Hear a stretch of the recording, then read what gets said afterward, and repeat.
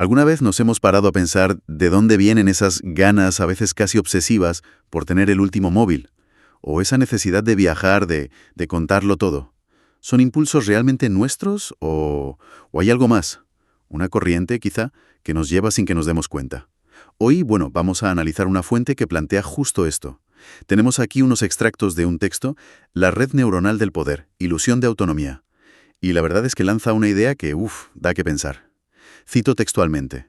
Lo que piensas y haces, no lo realizas tú. Otros lo diseñan por ti, salvo que pares y decidas salir del rebaño. Sugiere, vamos, que existe una especie de red global, no física, que moldea lo que pensamos, lo que hacemos, casi sin enterarnos. ¿Ok? Vamos a intentar desgranar esto. La misión hoy es ver cómo describe esta fuente el funcionamiento de esa supuesta red. ¿Quiénes serían sus componentes, según el texto? Y sobre todo, bueno, ¿qué implica eso para nuestra idea de libertad, de autonomía personal? De entrada choca un poco, ¿no? Porque uno siente que es libre, que elige. Pero esta fuente dice, ojo, cuidado, que gran parte de lo que sientes y haces podría ser un eco de algo externo. ¿Y cómo se come eso? Es que la clave, yo creo, está en la metáfora que usa. No habla de la típica conspiración, ¿sabes? Kants de Dick, de 4 tipos en un cuarto oscuro. No.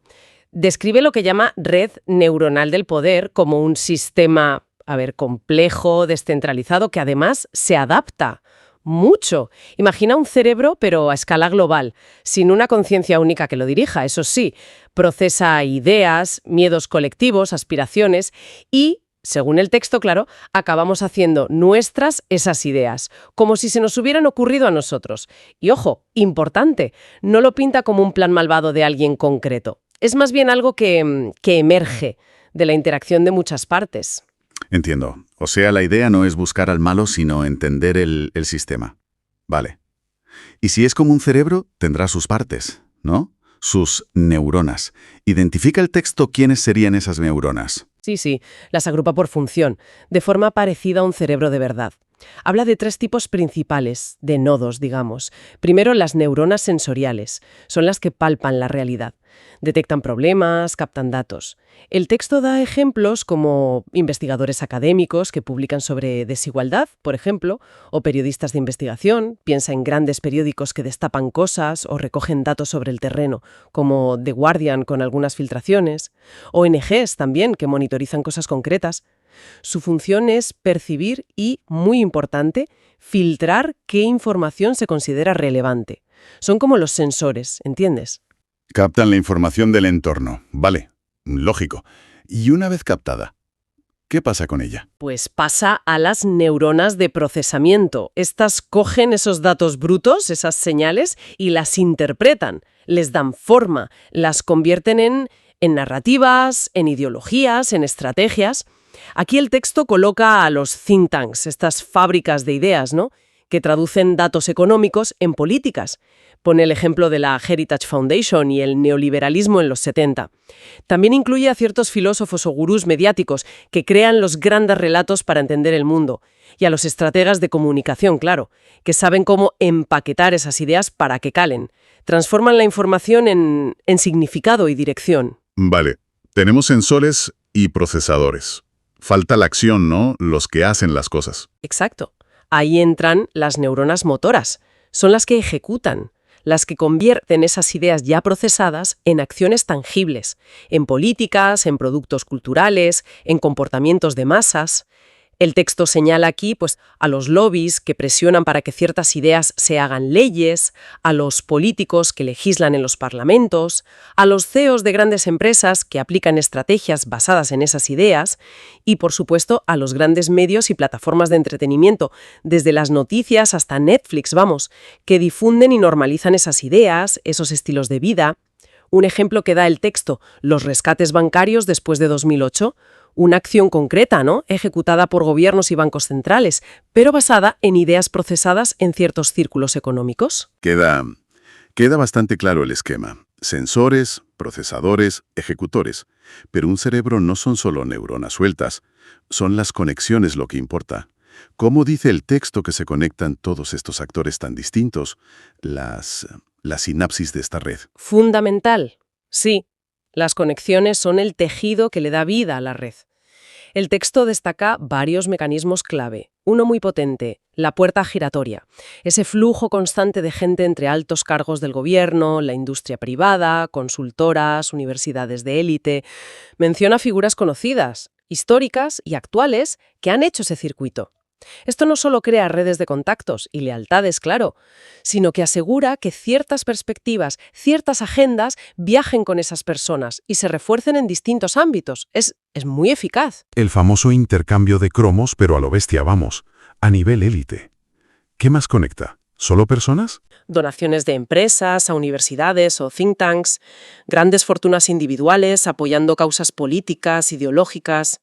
El texto sugiere que este flujo puede dirigir la atención, claro, y dar prioridad a ciertas ideas o soluciones sobre otras, como podría pasar, dice, con la influencia de grandes fundaciones en la agenda global de salud. El dinero como lubricante y guía de las ideas. Tiene sentido. ¿Alguna conexión más, así importante? Sí, menciona los foros y conferencias de alto nivel, tipo el Foro Económico Mundial en Davos o las reuniones del Grupo Bilderberg.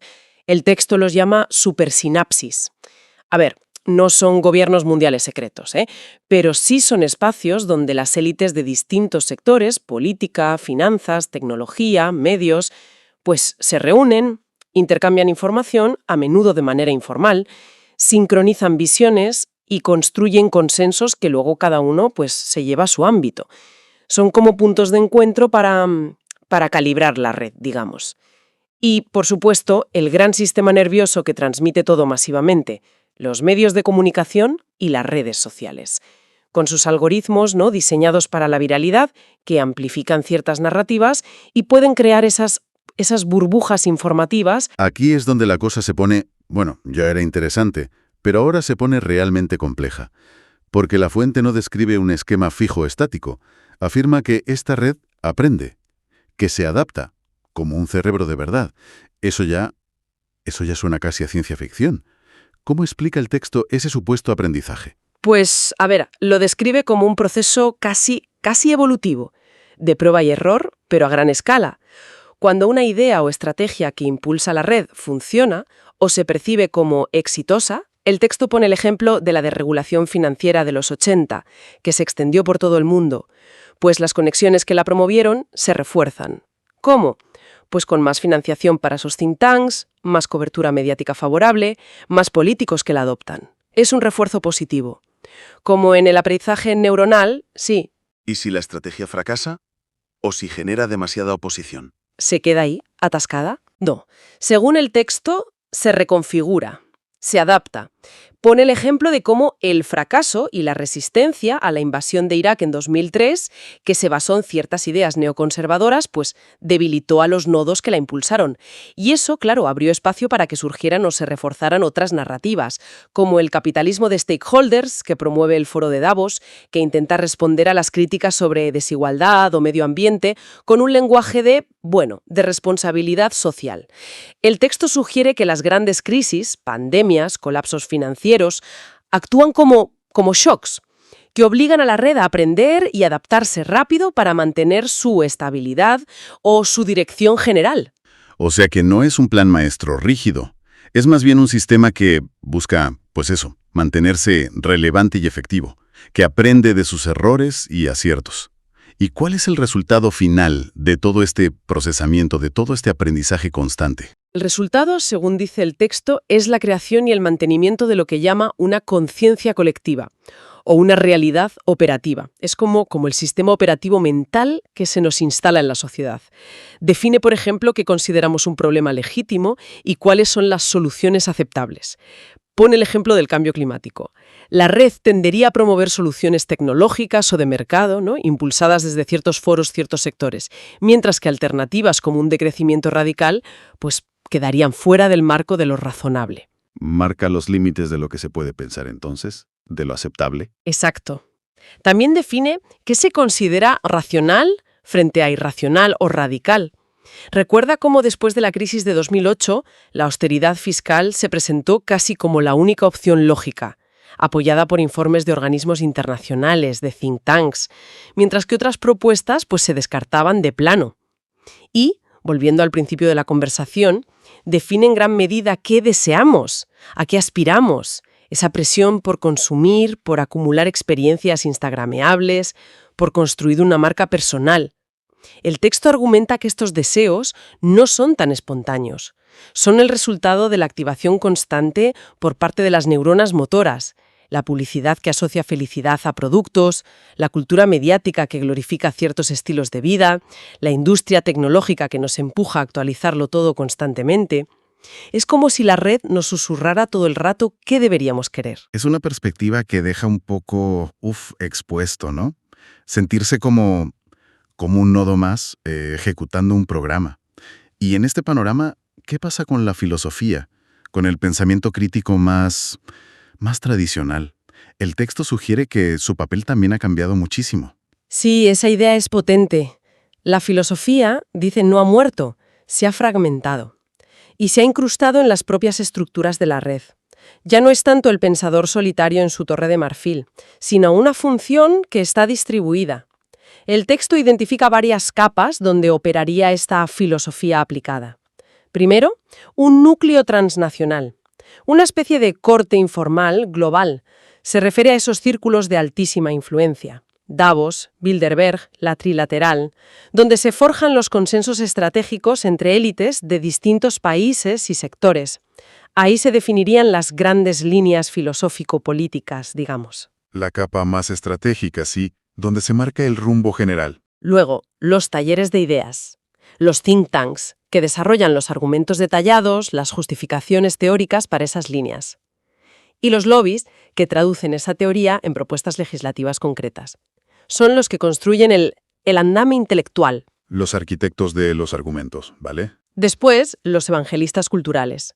Aquí el texto mete en el mismo saco a las escuelas de negocios que forman a las élites bajo ciertos paradigmas, a las agencias de publicidad que convierten ideas abstractas en emociones y deseos que se pueden consumir, y a la cultura popular, cine, moda, influencers, que normaliza y hace deseables los estilos de vida que encajan con esos paradigmas. Son los que traducen la ideología en cultura vivida, en el día a día. Los que hacen que las ideas muevan a la gente, que lleguen. Y una capa muy de nuestro siglo. Los programadores de la realidad. Se refiere a Silicon Valley, a los diseñadores de algoritmos de las grandes plataformas digitales.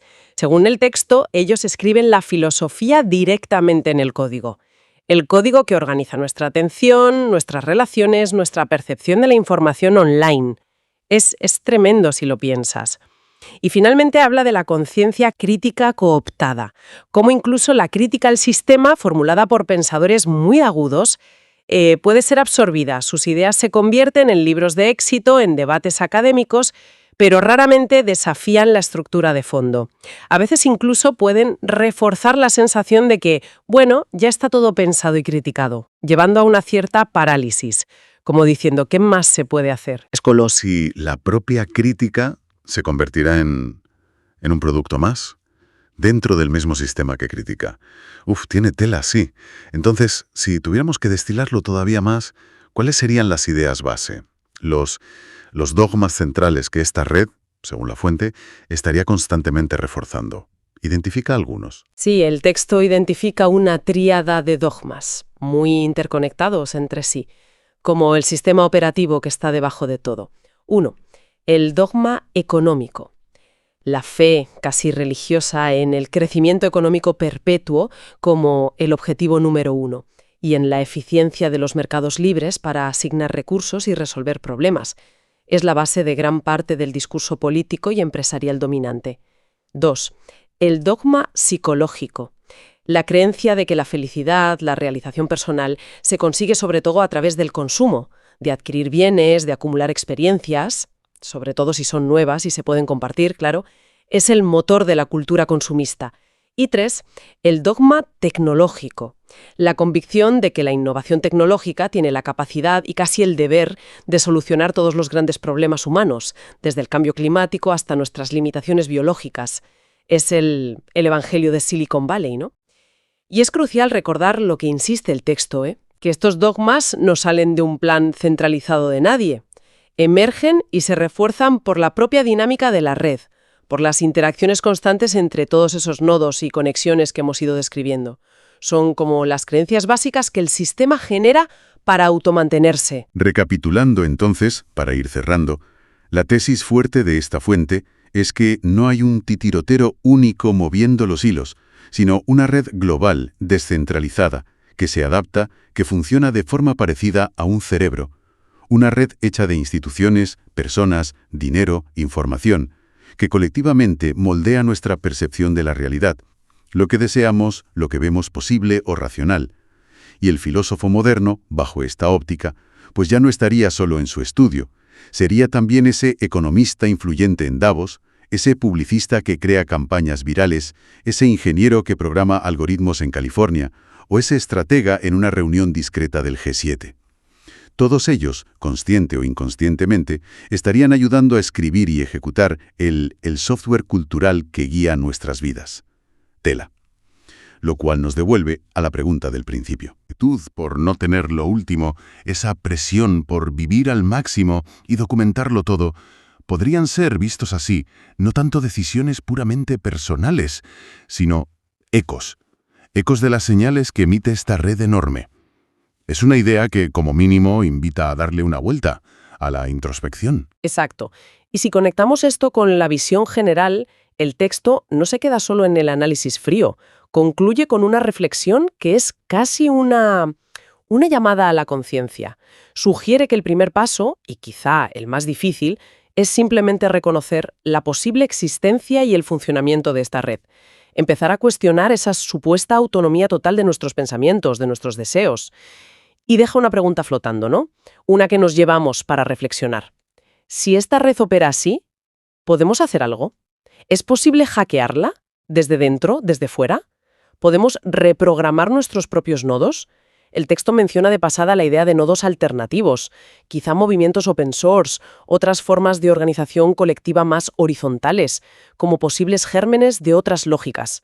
Pero lo deja ahí, como una puerta abierta.